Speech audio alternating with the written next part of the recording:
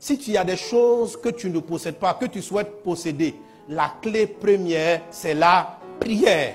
Amen. C'est la prière. Il faut prier. Si tu veux voir un changement dans ta maison, dans ton foyer, dans ta situation sociale, matérielle, spirituelle, il faut que tu pries.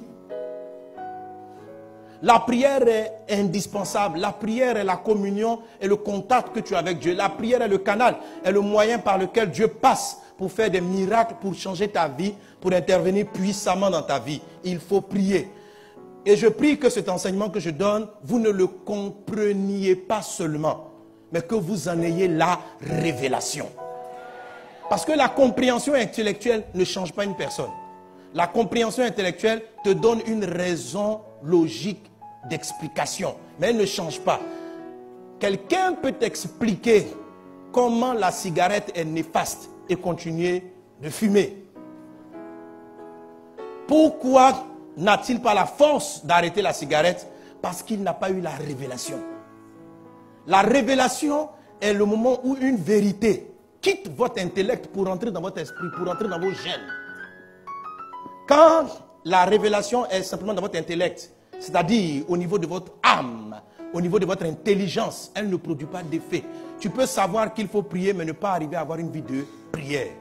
Tu peux savoir que la prière est indispensable, mais quand tu vas vouloir prier, tu vas t'arrêter. Mais le jour où tu vas avoir la révélation de la prière, c'est-à-dire lorsque le message que je suis en train de donner va passer du gap de la compréhension intellectuelle pour passer à la révélation du message, alors ta vie de prière sera totalement bouleversée. Alors ne comprends pas seulement le message, surtout est la révélation. La Bible dit ceci: nous tous qui le visage découvert, contemplons le Seigneur. Ça veut dire quoi le visage découvert? Ça veut dire le visage où on a enlevé le voile. Enlever un voile, c'est ce qu'on appelle révélation. Le mot révélation, c'est ôter le voile. La révélation, c'est ôter le voile. Amen. Alléluia. Ôter le voile. C'est ce que signifie révélation. Donc, il dit, nous tous qui avons un voile ôté, quand nous contemplons le Seigneur, nous sommes transformés en la même image de gloire en gloire. Nous voulons ressembler à Jésus qui priait. Pour avoir la vie de prière de Christ, il faut que nous ayons, que le voile tombe de nos yeux et que nous voyons Christ dans sa dimension de prière, afin que nous-mêmes nous soyons transformés de gloire en gloire dans la dimension de la prière. Telle est ma prière pour toi ce jour. Que Dieu ouvre les yeux de ton cœur afin de voir de manière spirituelle, afin d'avoir la révélation de ce message-là. Prie le Seigneur pour avoir la révélation de ce message. Prie le Seigneur pour la révélation. Dis à Dieu, je ne veux pas comprendre intellectuellement. Je veux parler à mon cœur. Parle à mon esprit. Sème cette parole dans mon esprit. Qu'elle transforme de manière effective ma vie. Parce que tu me la révèles. Saint-Esprit, enseigne-nous. Saint-Esprit, fais tomber le voile de nos cœurs. Fais tomber le voile de nos yeux spirituels. Et donne-nous de saisir ta parole. Au nom de Jésus, il en est ainsi. Amen. Alléluia. Alléluia. Évangile de Jean, chapitre 16. Verset 24. Jésus dit là, jusqu'à présent, vous n'avez rien demandé. On peut le lire ensemble. Lisons le 1, 2, 3.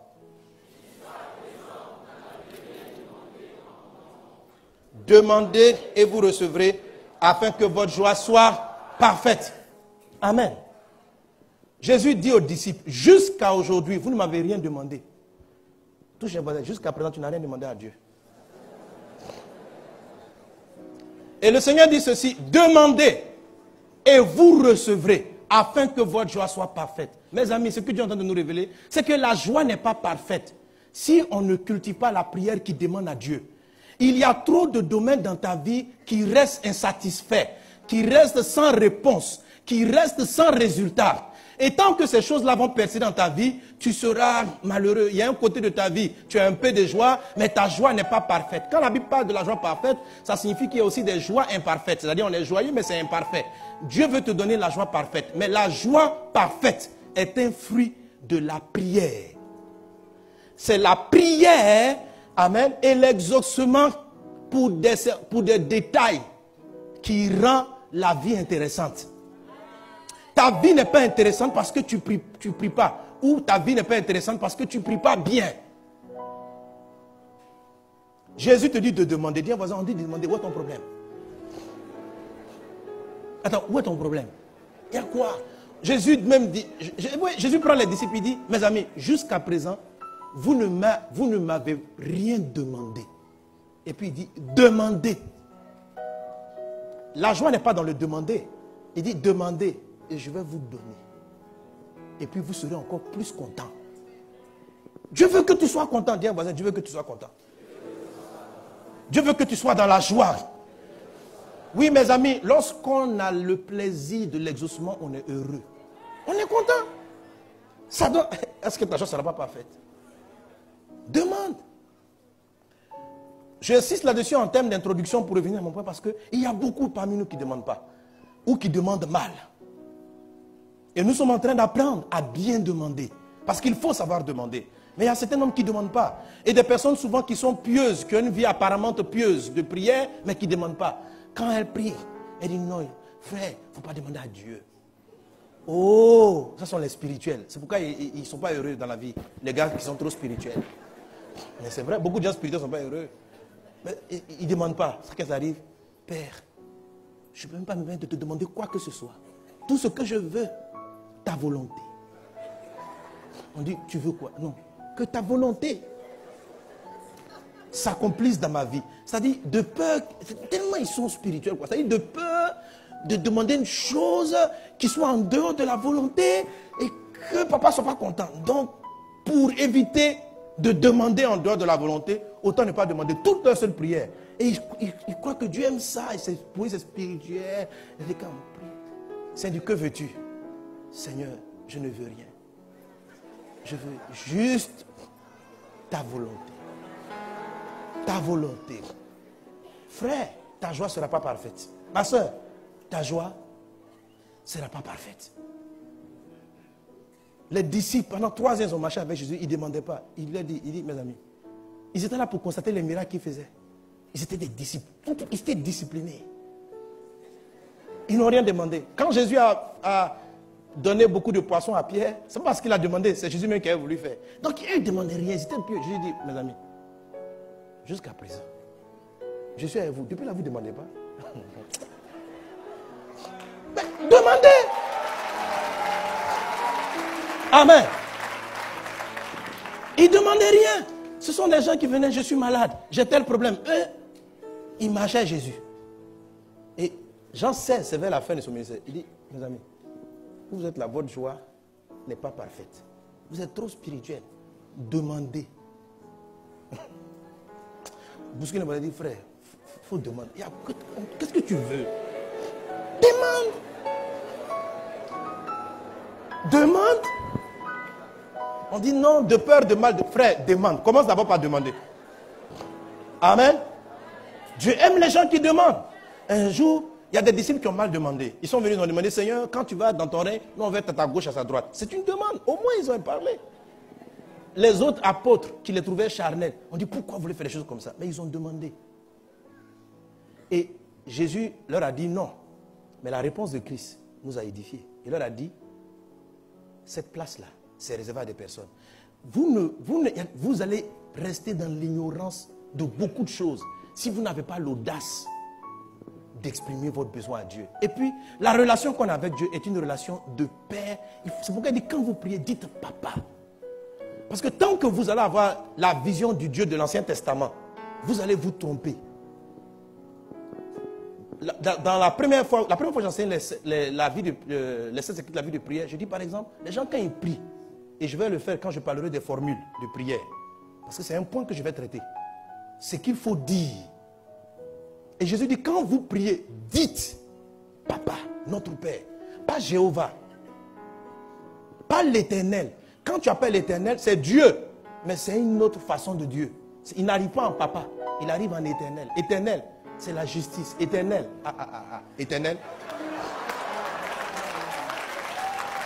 Amen. C'est pas pareil. Si l'enfant va au bureau, c'est son papa qui est le DG, et puis il appelle DG, la relation change. Est-ce que vous savez? C'est son père, mais il arrive au bureau. Et puis il dit, monsieur le directeur. Quand il dit monsieur le directeur, papa change d'atmosphère et il commence à traiter en tant que directeur. Il va lui parler comme à son employé, il va traiter à son employé.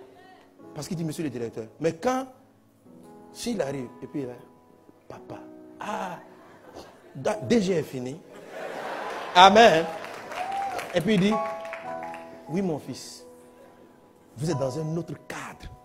Donc c'est la même personne. Ton papa peut être directeur, ton papa peut être chef d'État. Quand tu arrives devant ton père, monsieur le président, c'est aussi une demande. Mais c'est que tu attends à ce qu'il intervienne en termes de juge. En fait, tu es en train d'appeler un ensemble de principes qui sont rattachés à la présidence. Il y a la justice. Or, quand tu dis papa, il y a la compassion, il y a le pardon, il y a l'accès.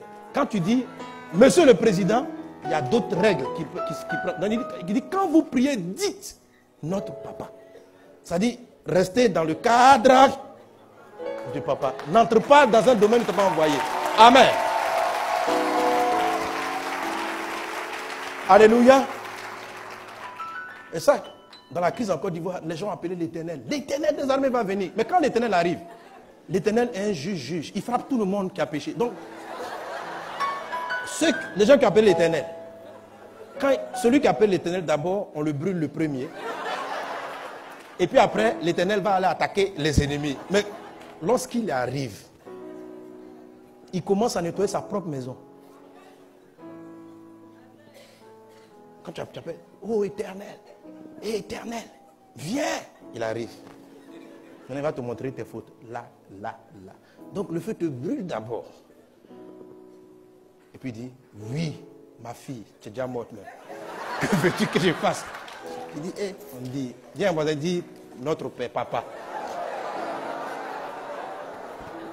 Alléluia. Alléluia. Mais je pense, c'est pour annoncer les prochains sujets de la prière efficace. Parce que dans la prière efficace, il y a la formule. Il y a ce qu'on dit, c'est important. C'est pourquoi les disciples, les disciples ont demandé, apprends-nous à prier. Beaucoup de gens ne savent pas, on ne sait pas prier. J'écoutais le papa Karambiri parler, il parlait de la prière. J'étais étonné qu'on avait abordé, on est sur le même thème. J'ai vu que passer Yvan aussi est dans le même esprit. J'ai compris que c'est le Saint-Esprit qui est en train de donner le sujet. Amen. Parce que c'est le même Saint-Esprit qui agit. Alléluia. Il parlait de la prière. Et il est revenu sur ce point. Tu avais bien voisin, prie. Prie bien. Amen. Et il est revenu sur le fait d'apprendre à prier. Que la plupart des gens, on a appris à prier, pas en posant la question à Jésus, mais on a appris à prier en regardant nos voisins à l'église. Tu viens, tu pries, parce que quand tu es nouveau dans l'église, tu dis, frère, je ne sais pas prier. Tu regardes. Quand le gars prie, oh Éternel, Dieu de Jacob, d'Abraham, toi aussi. Oh Éternel, Dieu d'Abraham, d'Isaac et de Jacob, Dieu d'Abraham. Oh, là, on t'a dit que Jésus a dit notre Père. Toi, tu as entendu ton voisin dire, oh Éternel, Dieu d'Abraham, d'Isaac et de Jacob, je t'invoque. Ce que tu as invoqué, c'est le même Dieu, mais c'est dans une autre fonctionnalité. Et tu rentres dans un autre système. Tu rentres systématiquement dans un autre système. Et c'est un système compliqué. C'est un système, je t'assure, qui conduit plus à la mort, au découragement, qu'à la grâce, à la faveur. Sérieux, c'est très compliqué d'entrer dans l'Éternel. C'est compliqué. Amen. Mais non seulement cela, même en dehors du nom qu'on appelle, du nom qu'on invoque, en dehors du nom qu'on invoque, il y a la manière même de s'exprimer, la manière de parler. Si quelqu'un s'approche de toi, il a besoin de 10 000 francs, puis il vient brutalement quoi. Pardon, donne-moi 10 000. Tu es déjà énervé. Tu es énervé. Oui, donne-moi 10 000 là. Tu vois. Il y a une façon de demander. Il y a une manière de demander. Mais regardez, même les griots. Ils savent demander. Quand ils viennent, regarde comment tu es beau, joli garçon, Quand a fini de te parler, tu dis, tiens, je vais partir à la maison. Mais celui qui arrive avec brutalité, donne-moi 10 000. Tu dis, mon ami, il y a quoi? Pourquoi tu me parles comme ça? Même si tu demandes 500 francs, tu es déjà énervé. Donc, il faut savoir prier. Il y a des prières, lorsque vous faites monter vers Dieu, Dieu dit, il y a quoi? Quitte là. Il dit, quand vous priez, dis notre Père qui es aux cieux, que ton nom soit sanctifié. Dieu dit oui. Voilà, c'est après tu dis maintenant, donne-moi mon pain quotidien. Mais au début, tu lui as parlé. Tu as parlé de ses intérêts. Vous avez causé. Et puis au milieu de l'affaire, donne-moi Mon pain quotidien. C'est un pain quotidien. Mais tu... Alléluia.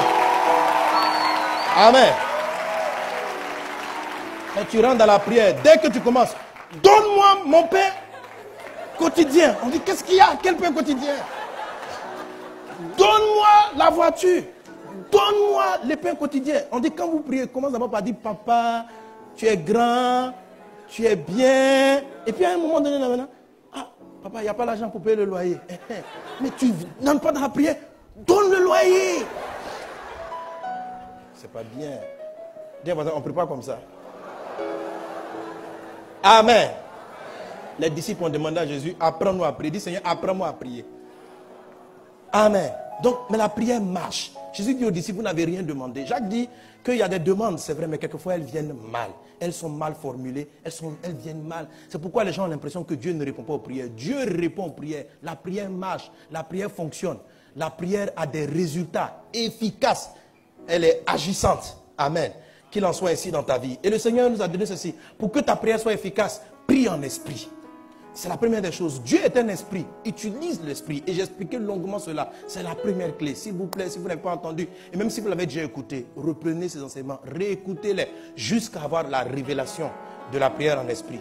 Si vous l'avez comprise intellectuellement, ne vous limitez pas à la compréhension intellectuelle. Allez pour que ça devienne une réalité pour vous en réécoutant les messages. Amen.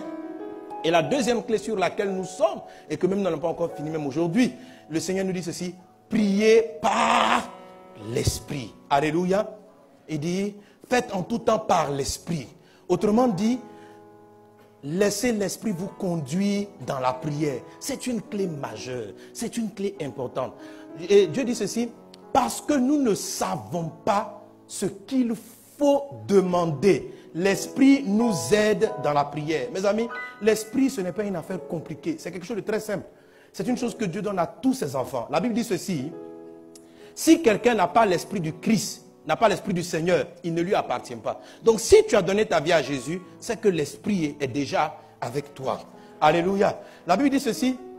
Faites en tout temps par l'Esprit. Laissez-vous conduire par l'Esprit. Que l'Esprit vous conduise. Alléluia. Et vous allez faire des prières efficaces. Et cela...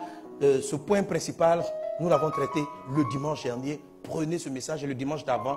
Amen. Laissez l'Esprit vous dire, vous donner les mots, vous donner le fond.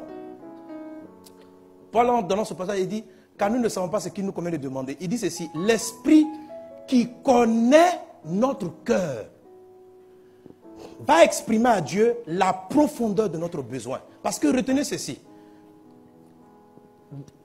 Quelquefois, tu crois, quelquefois, en fait, le plus souvent, tu ne sais pas toi-même ce que tu veux réellement. Tu peux dire, par exemple, je veux le mariage, et tu pries pour le mariage. Et tu vois le frère Gasparien, tu dis, c'est Gasparien, je veux marier. C'est bien. Amen. Mais Dieu sait que Gasparien, là, ce n'est pas lui que tu veux. Tu dis, mais je sais, c'est lui que je veux. Pourquoi? Parce que tu dis que tu veux Gasparien parce que tu pries en fonction des choses dont tu es conscient. Ce que tu sais de lui, c'est ce qui t'amène à prier. Mais il y a la partie de sa vie que tu ne sais pas. Il y a la partie de sa vie que tu ignores. Et dans la vérité, ce n'est pas Gasparien que tu veux. Dans ta conscience, c'est lui que tu veux. Mais dans ton être, dans ton profond, quand Dieu qui te connaît, qui connaît ton tempérament, qui sait comment tu fonctionnes, c'est ce que tu veux. Donc ne dis pas aux gens, Dieu ne me donne jamais ce que je veux. Ce n'est pas vrai. En vérité, Dieu te donne ce que tu veux. Parce que quand tu vas arriver à saisir ce que tu veux, tu vas dire, ah, c'est vraiment ça que j'ai demandé à Dieu. Amen. En mettant un nom sur une demande, je n'ai pas dit que c'est mauvais. On va apprendre que même c'est très utile. Amen. Si tu es tombé amoureux d'une personne, c'est la personne là que tu veux, il faut le dire à Dieu. Voilà. Faut pas. Tu vois la personne et puis tu vas chercher une révélation. Oh Père, dis-moi. Oriente-moi. Non, faut pas. C'est pourquoi je vous ai dit dans la prière, dans la première prière, je vous ai dit, rentrez dans la chambre, je vous ai dit, soyez honnête. Quand tu veux quelque chose, tu le dis. Tu dis, Seigneur, je veux me marier, mais mes yeux sont sur le frère Gasparien. Voilà, c'est lui en tout cas qui me plaît bien. Mais que ta volonté soit faite. C'est comme ça qu'on prie. On ne prie pas, tu fais comme si tu n'aimes pas Gasparien, et puis, attends, tu crois que Dieu ne te connaît pas? Et tu pries, tu n'es pas clair. Seigneur, que ta volonté soit faite. Je veux me marier. Mais il y a quelqu'un que tu vises. Dis-le. Maintenant, si au moins tu vas permettre à Dieu de te dire que tu te trompes sur la personne.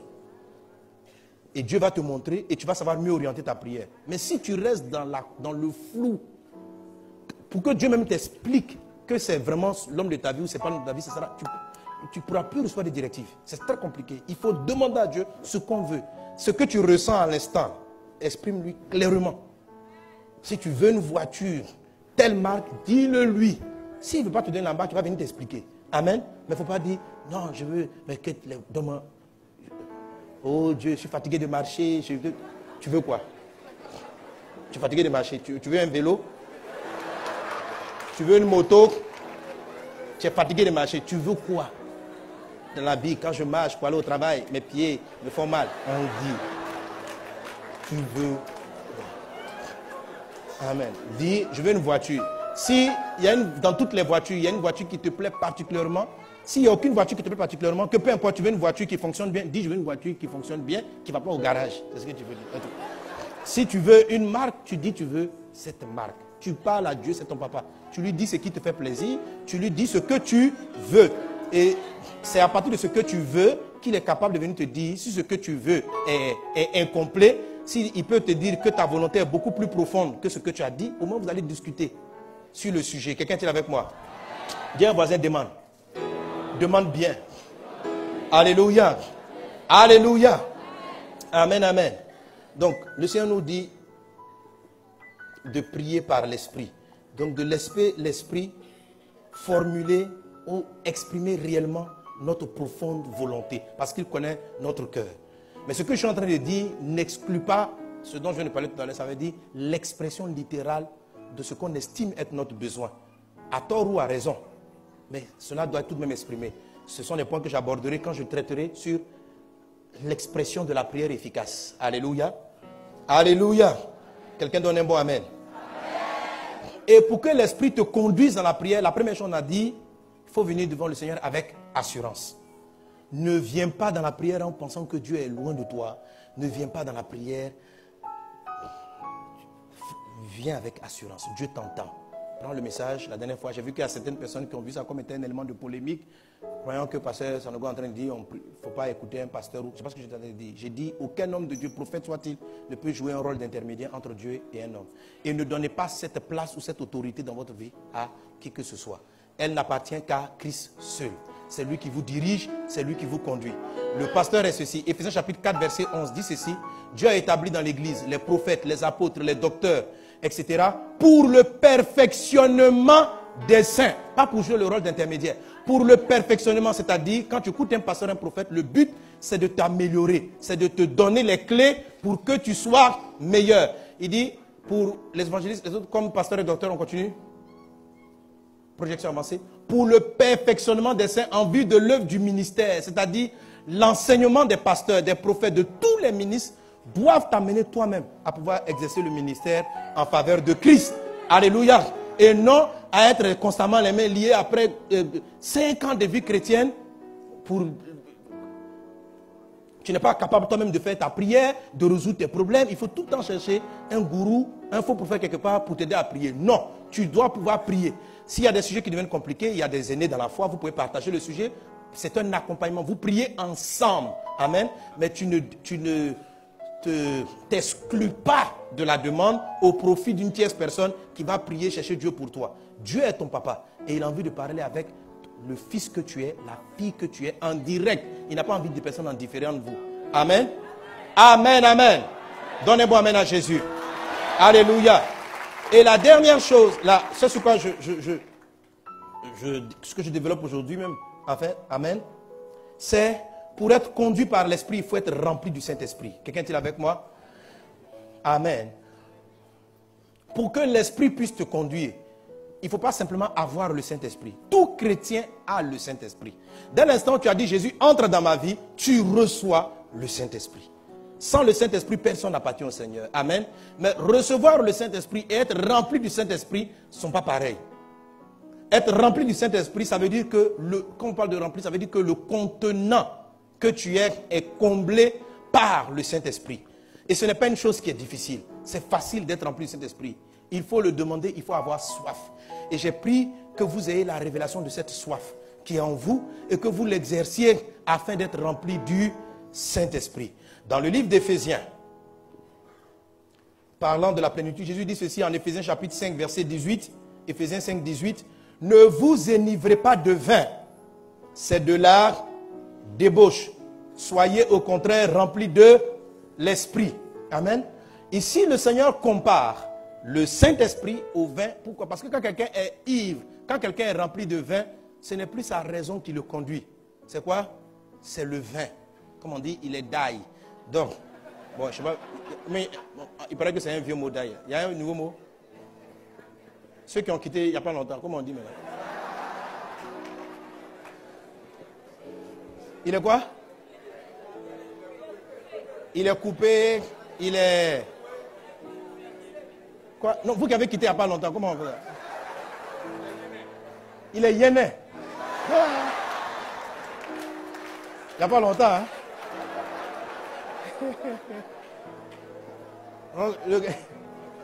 Quand quelqu'un est ivre, quand quelqu'un est yéné, c'est ça, non? Quelqu'un est tapé, là, quoi? Il est conduit par le vin.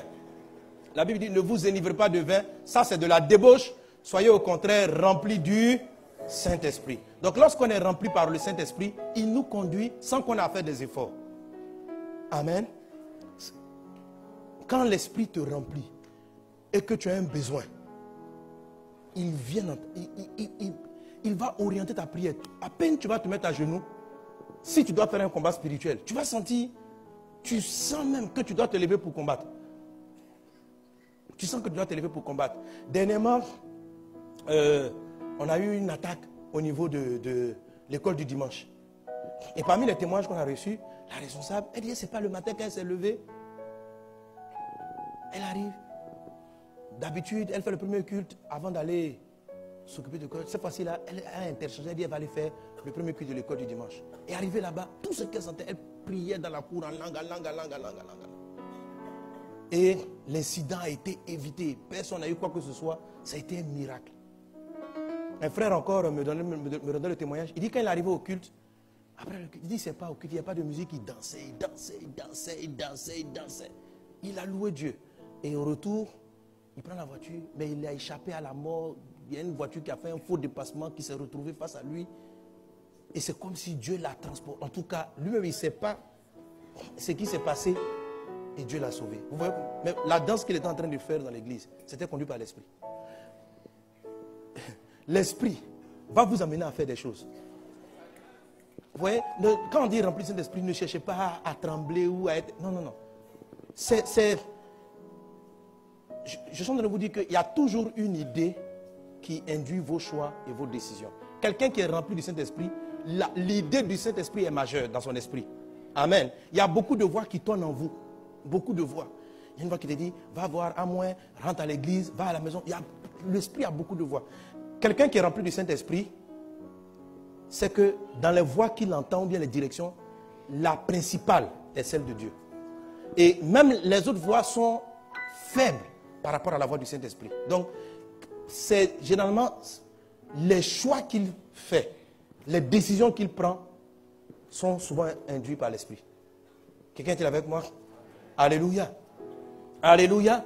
Donc, dans la manière de prier, lorsqu'il rentre dans la prière, il sent la façon dont il va formuler les sujets. L'Esprit l'aide. L'Esprit le soutient. Donc, pour pouvoir prier par le Saint-Esprit, pour être conduit par le Saint-Esprit, il faut être rempli du Saint-Esprit. Alléluia. Un autre texte encore, Luc chapitre 4, verset 1, la Bible dit, Jésus, rempli du Saint-Esprit, revint du Jourdain et il fut conduit par l'Esprit dans le désert. Donc, Jésus a été conduit par l'Esprit dans le désert parce qu'il était rempli du Saint-Esprit. Quelqu'un dit un bon amen. Quelqu'un donne un bon amen. Amen. Alors, je reviens à mes petits ustensiles pour parler du Saint-Esprit. On en a parlé dans l'enseignement sur le désert du surplace. Voilà. J'ai des récipients de différents volumes. Le tout petit, moyen, le plus grand. Amen. Et l'eau ici, représente le Saint-Esprit. Le verre ou le récipient te représente le chrétien. Lorsqu'on prie, on dit, Seigneur, remplis-moi de ton esprit. Dieu fait descendre en toi le Saint-Esprit. Et quand il te remplit, on dit que tu es rempli du Saint-Esprit. Quand il continue, que ça déborde, on va parler de l'onction et on va parler aussi des dons spirituels. Donc souvent des débordements. Un des premiers débordements de la plénitude du Saint-Esprit va se manifester sous la forme de prière qu'on appelle la prière en langue. J'en parlerai mieux dimanche prochain. Amen. Tu vas commencer à ce qu'on appelle la prière en langue. Alléluia. Quelqu'un donne un bon amen à Jésus. Quelqu'un donne un bon amen. Pour prier par l'Esprit, pour avoir une vie de prière efficace, il faut être rempli du Saint-Esprit. C'est quand vous êtes rempli comme ça qu'il arrive à vous conduire, à vous diriger. Amen. Et un des premiers signes, un des premiers dons, parce que l'Esprit va vous donner des dons. Quand l'Esprit remplit une personne, il lui fait des dons et des dons spirituels. Alléluia, il te donne des choses. Amen. Et un des premiers dons qu'il donne, c'est la prière, la capacité de prier en langue. Et on va comprendre dimanche prochain pourquoi il nous donne cette langue que certains peuvent interpréter comme du charabia et qui pourtant est une chose extrêmement puissante. Amen, amen, amen. Donne un bon amen à Jésus. Amen. Maintenant, l'eau qui vient en toi ou le Saint-Esprit qui est rentré dans ta vie, en fait, lorsqu'il jaillit, il t'aide dans toute la vie. Il déborde, il te permet d'abreuver, d'aider, d'être une bénédiction pour les personnes autour de toi. Maintenant, voilà ce qui se passe. C'est que dans la vie, tu grandis. Tu évolues. C'est quoi l'évolution? L'évolution de ta personne, ça sera... tu as une plus grande connaissance de Dieu.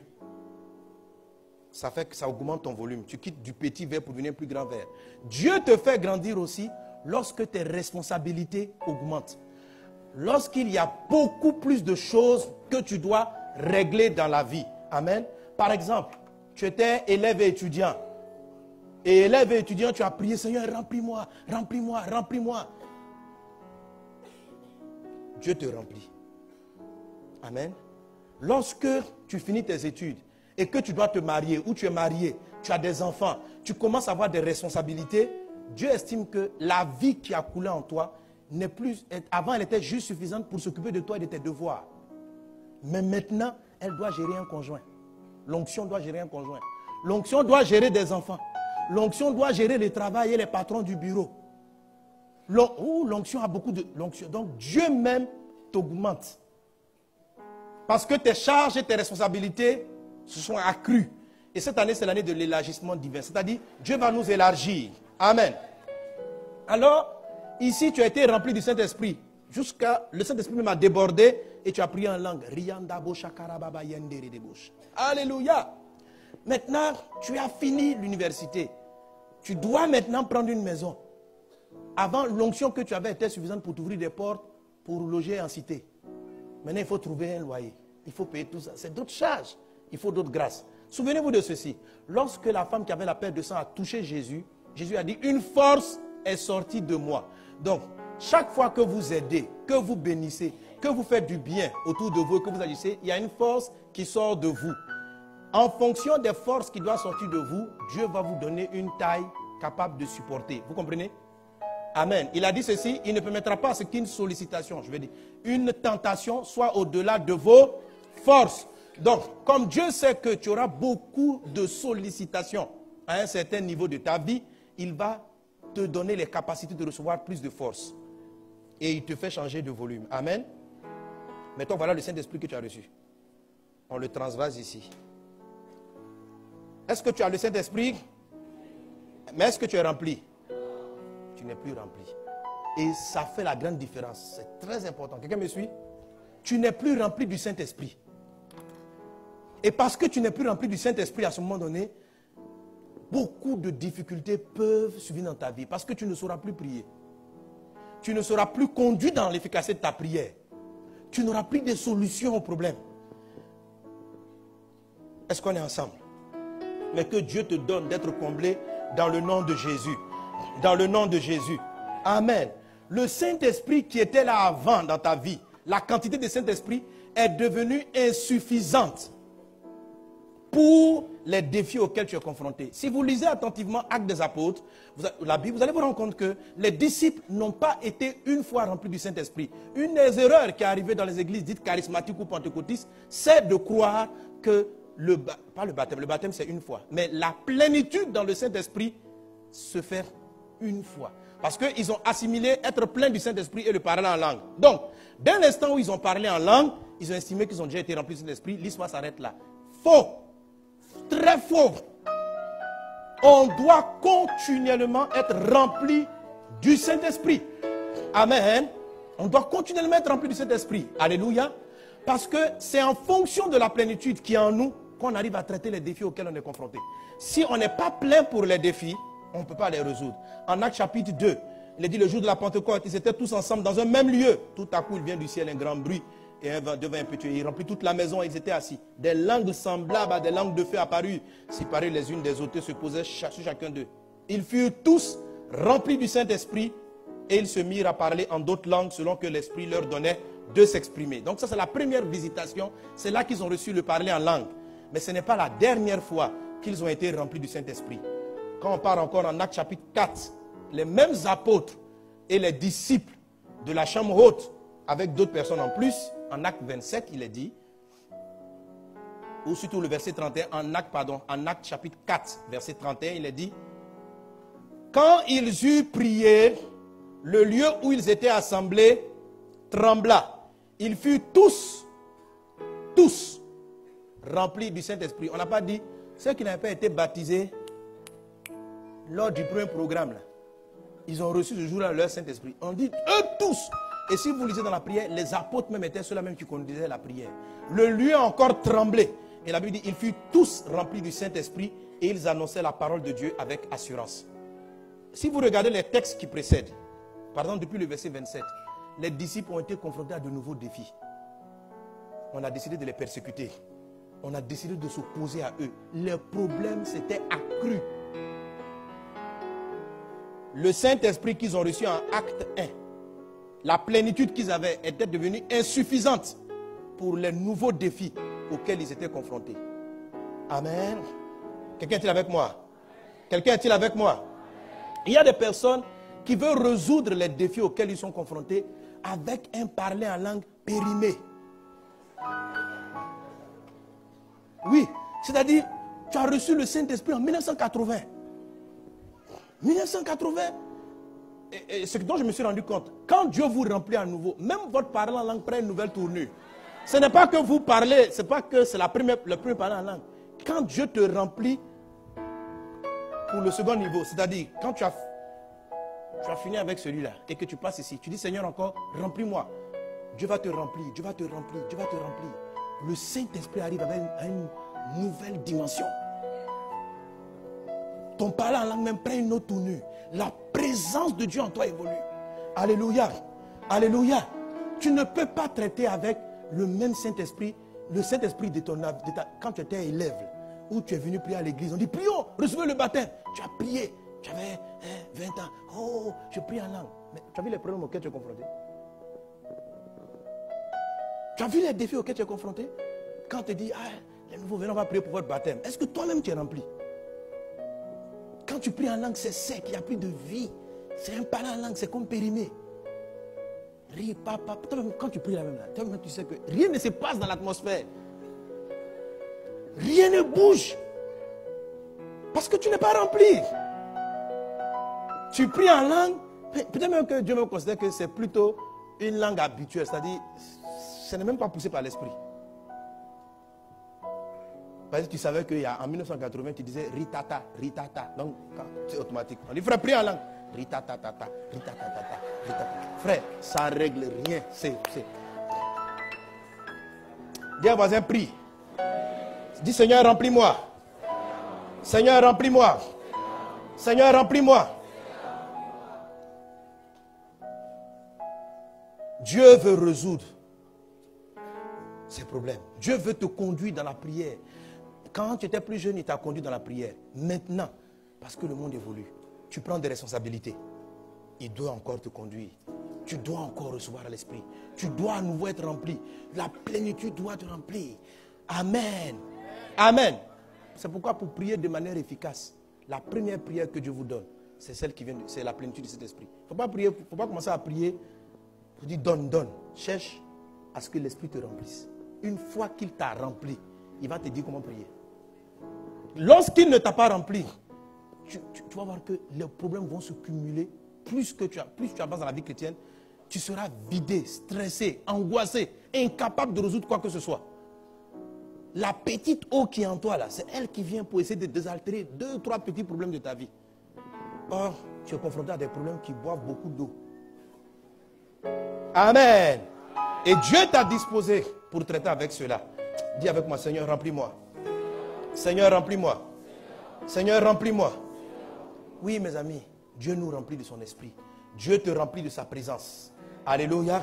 Dieu t'inonde de son esprit, afin que la vie qu'il a déposée en toi puisse être une bénédiction pour ton entourage et pour toutes les personnes qui sont autour de toi. Quelqu'un est-il avec moi? Quelqu'un est-il avec moi? Dis encore, Seigneur, remplis-moi. Donc si vous voulez prier de manière efficace, quand vous quittez ce lieu, allez demander à Dieu la plénitude. Quand vous commencez à sentir, en fait, comment vous sentez que vous êtes passé d'un vase à un autre? Quand vous commencez à sentir que vous êtes votre efficacité baisse. Vos prières sont de moins en moins exaucées. Vous avez de moins en moins de résultats. Vous entendez de moins en moins les directives de Dieu. C'est que vous avez changé de volume. Ce n'est pas dit forcément que vous avez péché. D'abord, cherchez à la face de Dieu pour savoir ce que Dieu ne vous reproche rien.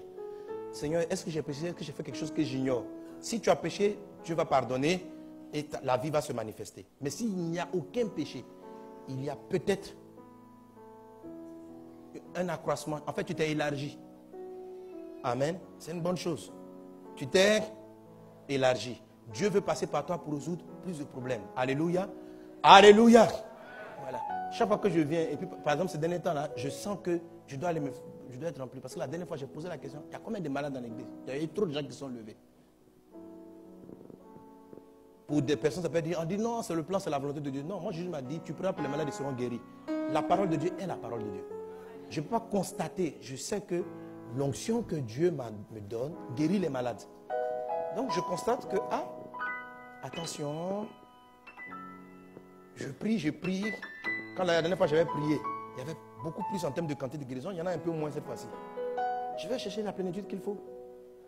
Regardez le texte, la Bible dit, quand les apôtres ont fini de prier ainsi, ils sont sortis, il y avait des guérisons, des miracles, des prodiges, ils accompagnaient. La première plénitude, ils n'avaient pas trop de miracles, ils avaient la puissance de la prédication. La deuxième plénitude, les miracles ont commencé à se manifester. Sois plein pour les défis auxquels tu seras confronté maintenant. Dieu t'a élargi parce qu'il veut que tu envoies tes enfants faire des études dans un endroit. Et les moyens dont tu disposes aujourd'hui ne sont pas suffisants pour résoudre le problème. Dieu va t'élargir afin de te donner plus. Il faut que tu rentres dans une nouvelle dimension de plénitude pour pouvoir mener. La vision de Dieu, c'est que ton enfant aille continuer ses études là où Dieu t'a montré qu'il part. Mais aujourd'hui, tu n'as pas l'argent pour ça. Tu sais ce qu'il te faut? C'est la plénitude de cet esprit. L'esprit va t'apprendre à prier. Parce que c'est le plan de Dieu que ton enfant y soit. Tu l'as senti dans ton cœur comme une directive de Dieu. C'est ce que Dieu veut faire. Mais tu es un vieux verre, petit verre tu as l'onction de ton niveau étudiant. Tu as l'onction de tes premières années de mariage. Quand tu t'es marié, tu étais avec ton conjoint seul. Il y a une onction pour cela. Maintenant, vous avez 5 enfants. L'onction d'un conjoint seul et puis la grâce qu'il faut poser comme ça, c'est pas pareil. Ça dépense plus d'énergie encore. Dis Seigneur, remplis-moi. Seigneur, remplis-moi. Seigneur, remplis-moi. Amen. Amen. Et je finis avec cela. Comment vous devez sentir? Parce qu'il y a des signaux qui vous montrent qu'il faut continuer à prier pour être rempli du Saint-Esprit. Amen. Que ton vase s'élargisse et que tu sois davantage rempli. Un des signes essentiels pour la plénitude du Saint-Esprit, c'est la soif. Et cela va m'amener au 3e et dernier point. Jésus a dit en Jean chapitre 7. Dis avec moi, Seigneur, j'ai soif.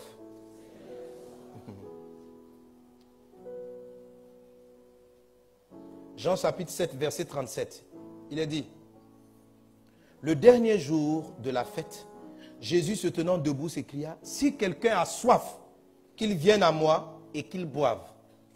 Celui qui croit en moi, des fleuves d'eau vive couleront de son sein, comme dit l'Écriture. » Il dit cela de l'Esprit que devaient recevoir ceux qui croiraient en lui, car l'Esprit n'était pas encore parce que Jésus n'avait pas encore été glorifié. Ok, est-ce qu'on a compris ce texte? Jésus dit, si quelqu'un a soif, qu'il vienne à moi. Je veux lui donner à boire. Et il dit, l'eau que je vais lui donner, c'est ici j'ai de l'eau. Il dit, va couler de son sein et va abreuver plusieurs. La Bible dit que Jésus est en train de dire cela par rapport au Saint-Esprit. Donc l'eau dont il est question, c'est qui? C'est pourquoi j'utilise l'eau pour illustrer le Saint-Esprit. Est-ce qu'on est ensemble? Est-ce qu'on est ensemble? Quand il dit l'eau va couler de ton sein, c'est de cela qu'il parle. L'eau te remplit et à un moment donné, ça déborde de toi. Ça coule à partir de toi. Mais Jésus donne un signal qui est très important. Il dit, si quelqu'un a soif, le Saint-Esprit t'inonde et te remplit. Amen.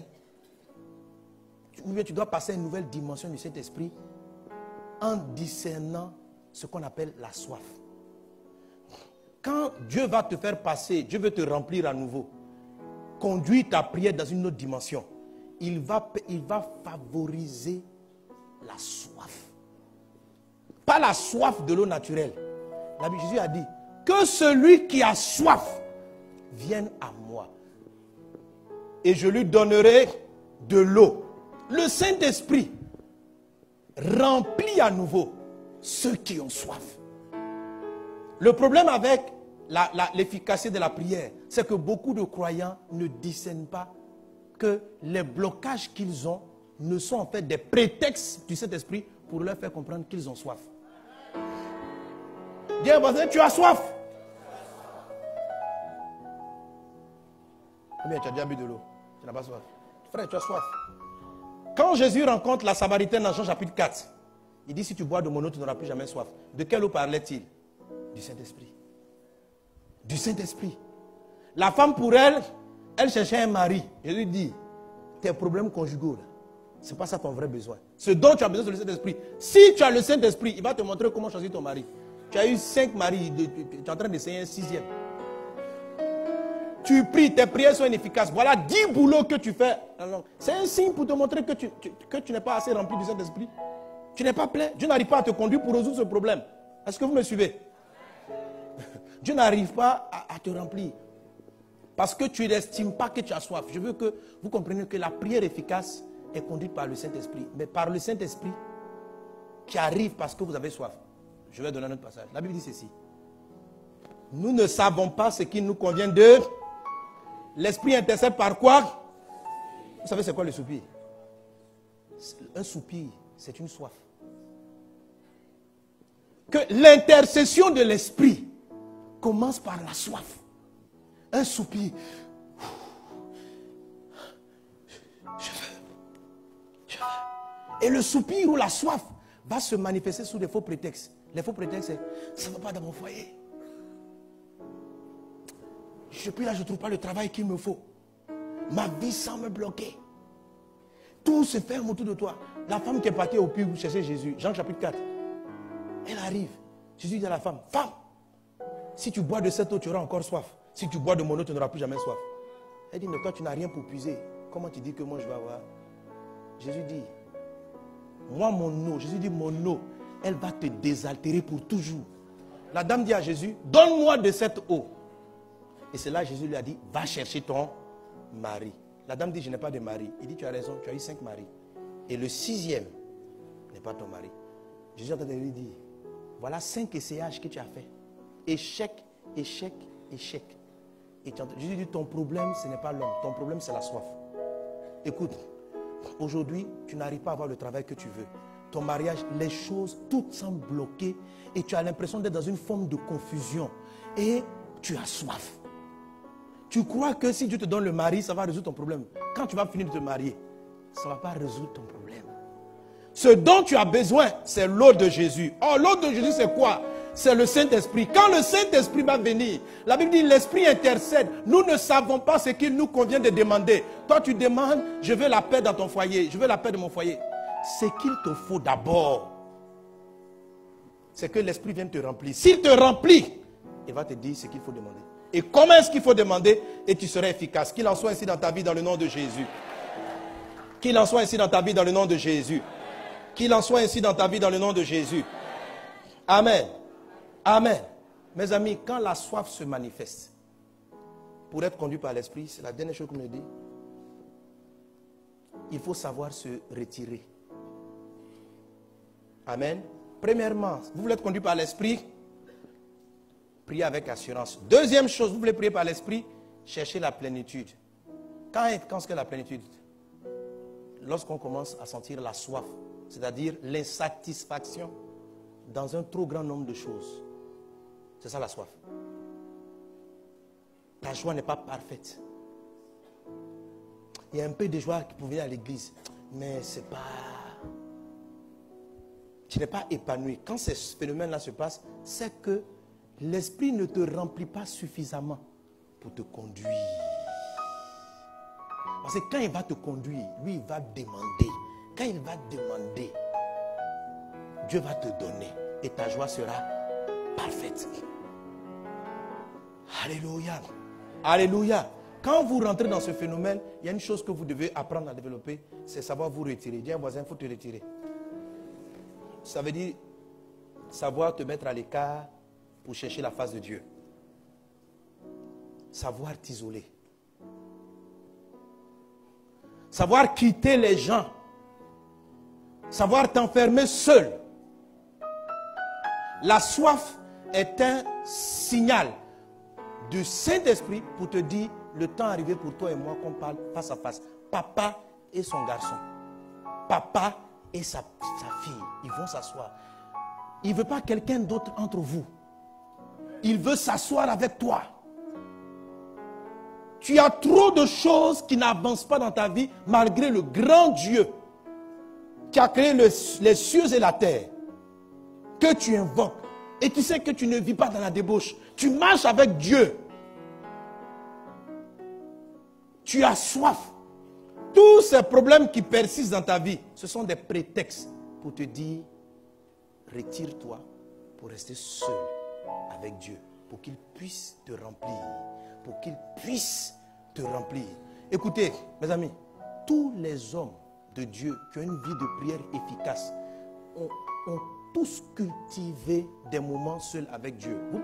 Depuis l'Ancien Testament jusqu'à Jésus, Paul, etc. Paul s'est retiré seul en Arabie, dans le désert, pour aller chercher la face de Dieu. Eux tous, si vous lisez la vie de prière, il y a des moments où ils sont, eux, avec Dieu. Pas un prophète ou un apôtre à côté pour venir leur expliquer quelque chose. Dieu même va leur expliquer. Dis-moi, dis à un voisin, ça date quand ta dernière retraite? Ça date de quand? Dis-lui, ça date de quand? Depuis quand? Ça fait combien de temps que tu n'es pas, toi et puis Dieu, vous n'êtes pas resté seul dans une maison? Ça date de quand? Il y a quelqu'un qui me dit, moi, je n'ai jamais fait ça. Je vais dans les retraites de groupe. Quand on dit à retraite de l'église, nous tous on s'en va. C'est une bonne retraite de faire la retraite de groupe. Mais il y a le retrait seul à seul, où Dieu te veut. Jésus cultivait cela. Regardez cela. Amen, amen, amen. Quelqu'un donne un bon amen. Quelqu'un donne un bon amen. Matthieu 14, 12. Les disciples de Jean vinrent prendre son corps et l'ensevelir. Ils allèrent annoncer à Jésus la mort de Jean-Baptiste. À cette nouvelle, Jésus partit de là dans une barque pour se retirer à l'écart dans un lieu désert. La foule l'ayant su sortir des villes et le suivit à pied. Regardez ça. À cette nouvelle, quand les données ont changé, parce que quand Jean-Baptiste s'est fait là, ça faisait le duo qui travaillait pour le royaume. Quand l'environnement a changé, on dit à la nouvelle du décès de Jean, Jésus est parti à l'écart. Il est parti reprendre de nouvelles directives. Les données avaient changé. Avant, Jean et lui inondaient la région de l'onction. Maintenant, Jésus allait être le seul. Donc, son volume spirituel allait devoir être encore plus grand pour pouvoir répondre aux besoins. Jésus s'est mis à l'écart. Il s'est retiré. Quand tu t'es marié, est-ce que tu as pris une retraite? Quand tu as eu tes premiers enfants, est-ce que tu es parti voir Dieu pour savoir, pour avoir l'onction pour les élever, pour les éduquer? Quand tu as eu ton travail, c'est une nouvelle donne. Il y a des nouvelles donnes. Dieu doit te prendre et puis réarranger ta vie, réorganiser. Il dit, attention, voilà ce qui va arriver devant le volume que tu es. Ce volume-là, amen, ne peut pas traiter les problèmes auxquels tu es confronté. Il ne peut pas. Dieu veut faire des miracles. Il voit les situations avant qu'elles n'arrivent. Ce qui te dit, retire-toi. Jésus est parti à l'écart.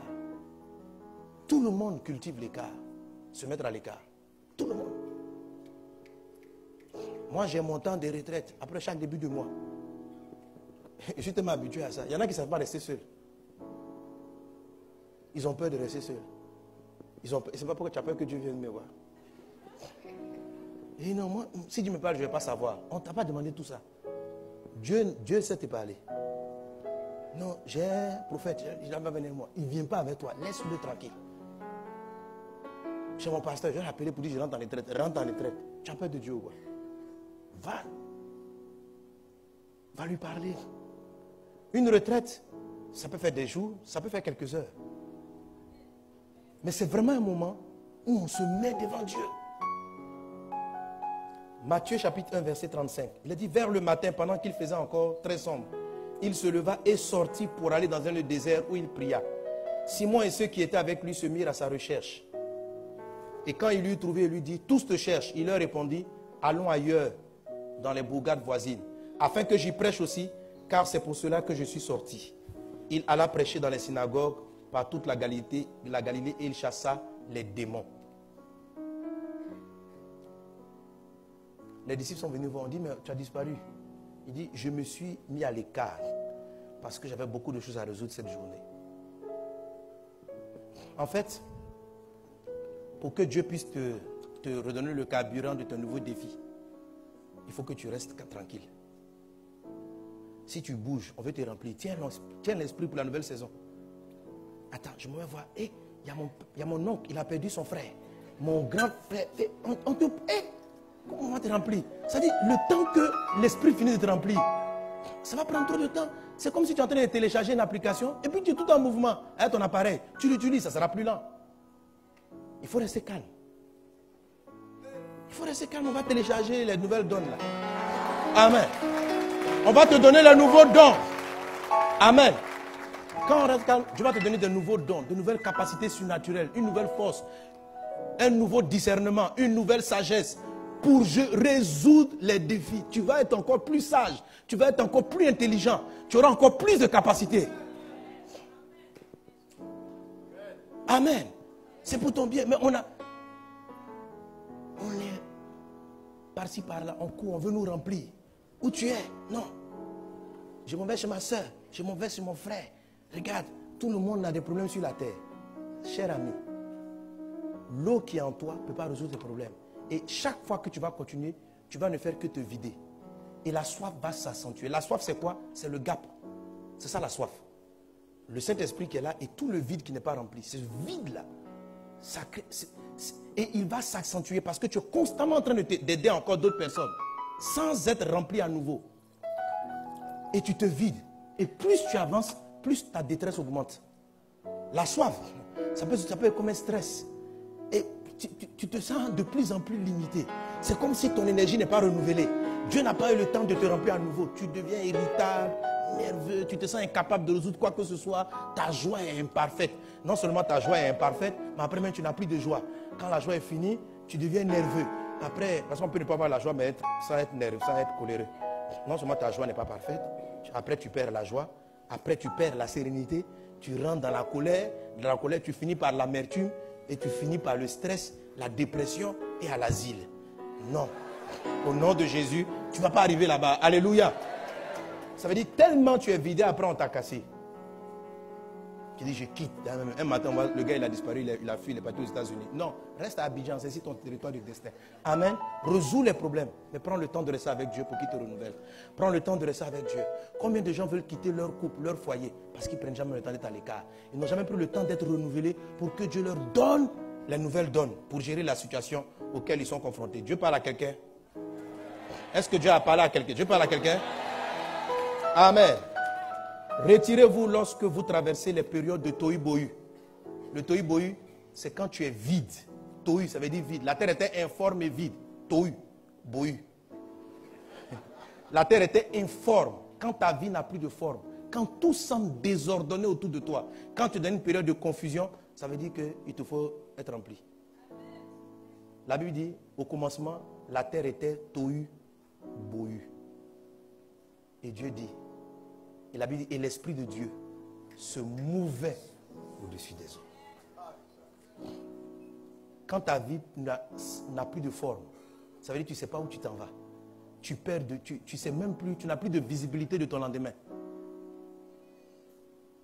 Tu es dans une forme de tohu-bohu. Tohu, c'est informe. Ça veut dire, voilà, quand ta vie n'a plus de forme, tu es en tohu, en mode tohu.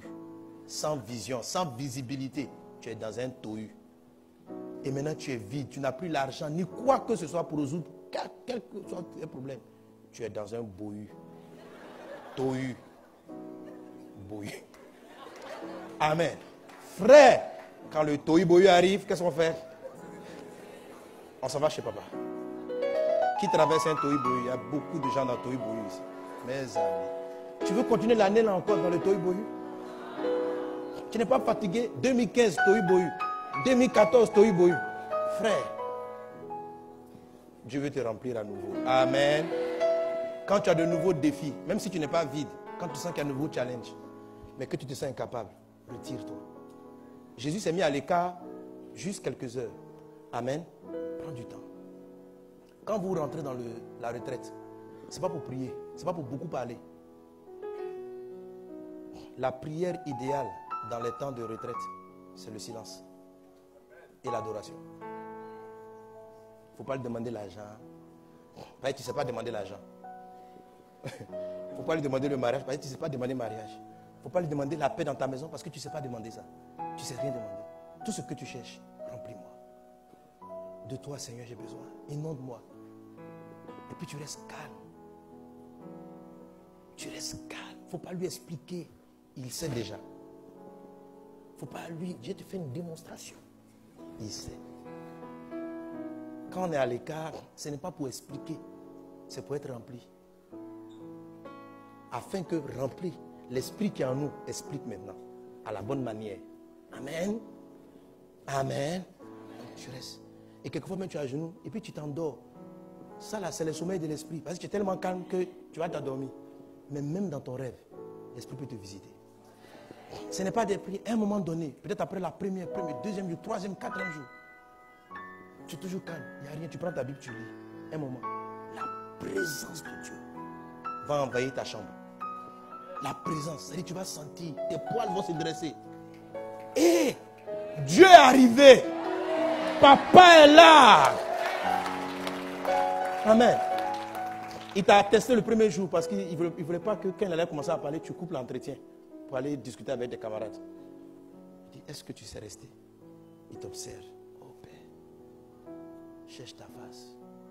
J'ai besoin de toi.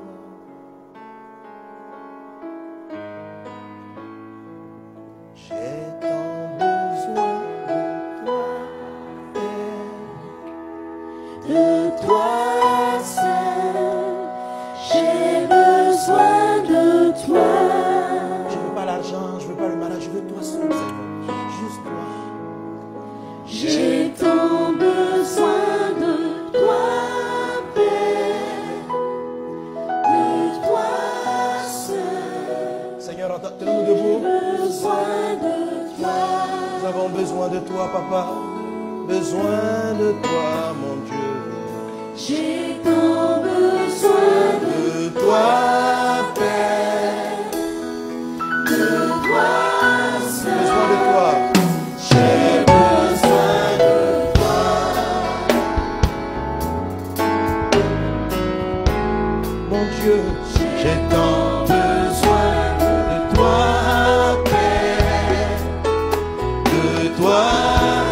besoin de toi, J'ai besoin de toi. besoin de toi, besoin de toi, mon Dieu. J'ai tant besoin de toi, Père. De toi seul, j'ai besoin de toi. J'ai tant besoin de toi.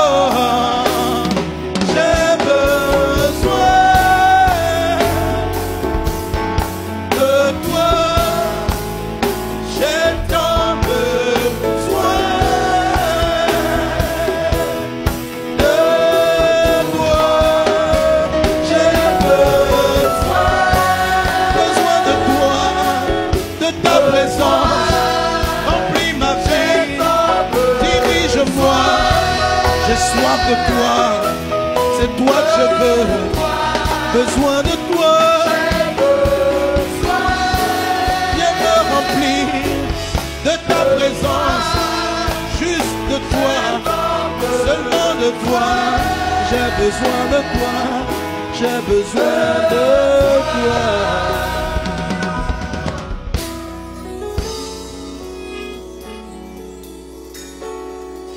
Nous avons besoin de toi, Seigneur Jésus.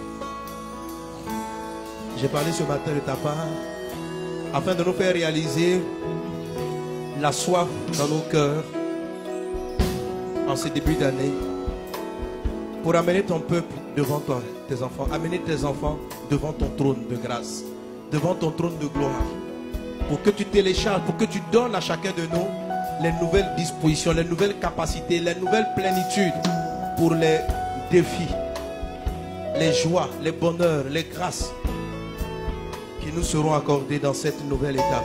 Oh Dieu, donne-nous de réaliser qu'en réalité, le problème n'est pas la maison, l'absence d'argent, l'absence d'amis, mais ce vide qui est en nous est juste pour nous attirer devant toi, juste pour nous amener devant ton trône et te dire que nous avons soif de toi, besoin de toi, besoin de toi, de ta présence, de ton esprit.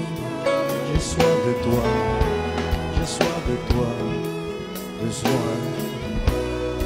Et nous savons que lorsque tu nous mets à l'écart, comme Jésus qui savait se retirer,